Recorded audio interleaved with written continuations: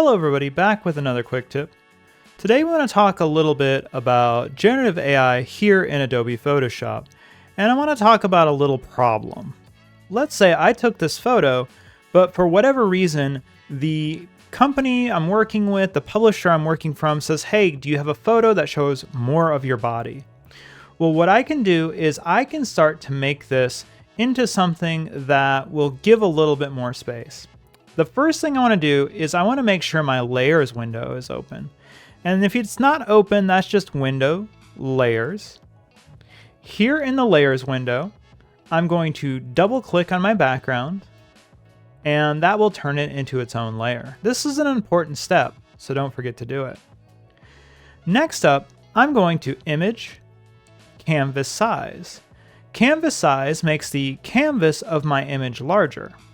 So if I select canvas size, what I'm going to do is I am going to give this a bigger height and width. So I'm going to make this a width of 4,000 and a height of 4,000. And then what I want to do is I want the image to stay at the top and then it to give me more space over here, here, and down here. To do that, I simply move my anchor point to the top. I'm going to select OK. And now we can see that we have negative space all around the image. If I go to my magic wand tool, select that negative space, then choose Generative Fill, it gives me the option again to put in a prompt.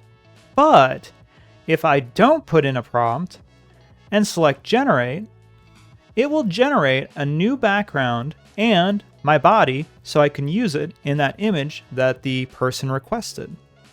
Here you can see that it's given me the rest of my arm, my chest, and the background. If you don't like it, you can always go through the different images and find the options that work best for you.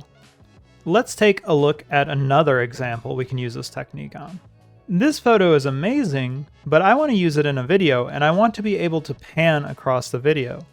Well, right now this photo is too small for that. So let's make the canvas larger. I'm going to zoom out a little bit. Again, in my layers panel, double click, say OK. Go back to image, canvas size. I'm going to do the same thing here. I'm going to make this, let's say, 4,000 pixels. I'm going to leave it centered. I'm not going to change the height because I just want to pan across. Say OK. Zoom out. I'm going to use my magic wand to select one side, and if you need to select two things in Photoshop, simply hold down the Shift key, select the other side, same thing here, Generative Fill, then Generate. It has now generated a wide photo that I can use inside of a video to pan across and give the sense of larger depth and space. Let's look at one last trick. Here I have a photo of myself, and I've been asked to make it look more professional. Unfortunately, I don't have time to shoot something new, so I'm going to use a little bit of Generative Fill magic to make myself look more professional. Over here on the toolbar, I'm going to use the lasso tool and select around my body.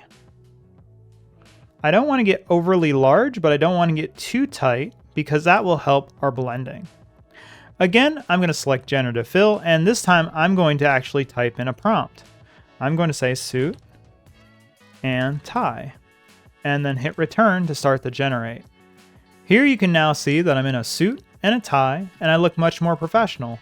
Again, I have other variations over here at the side, and I can choose what I like and what works best for me. But I hope it helped you out, and I'll see you back next week for another quick